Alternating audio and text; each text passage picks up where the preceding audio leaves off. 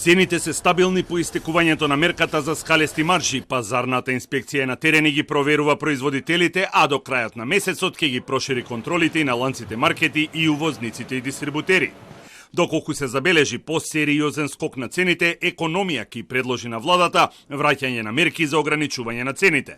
Според министерот за економија и труд Бесар Дурмиши, горната граница на поскапување би била меѓу 15 и 20% за да се реагира. И ако оди покачување на цената, да речеме 10%, 15, 20% покачување на цената на одредени производи, и ако ова се утврди од Државен пазарен инспекторијат, значи во писмена форма не известуваат. Извештајот на Државниот завод за статистика во кој стои дека месечната инфлација е под 1% и продолжување на трендот на намалување на годишната инфлација се доказ дека мерките на владата дале резултати, смета Дурмиши.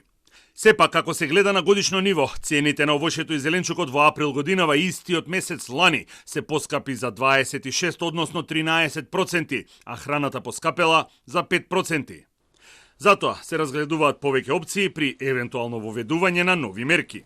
Може да ја проширеме листата на производи кои ќе бидат опфатени на ограничена маржа. Ќе биде буквално поригорозна мерка од ова што го имаме сега. Ова го кажувам за да ги известам дистрибутерите, трговците и производителите да не се однесуваат девијантно, да не ги покачат цените без економски оправданост. Онлайн ценовници има, но не секаде.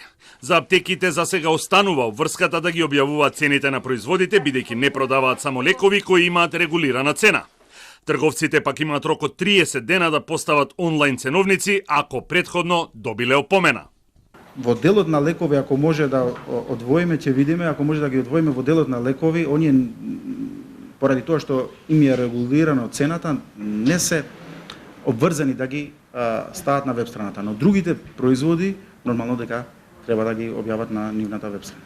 Со оглед на фактот дека има фирми кои имаат помалку од 10 вработени, но обрт од над 50.000 евра, како што предвидува законот, од економија размислува за дополнителни измени, со кои и тие ќе бидат задолжени да објават онлайн ценовници.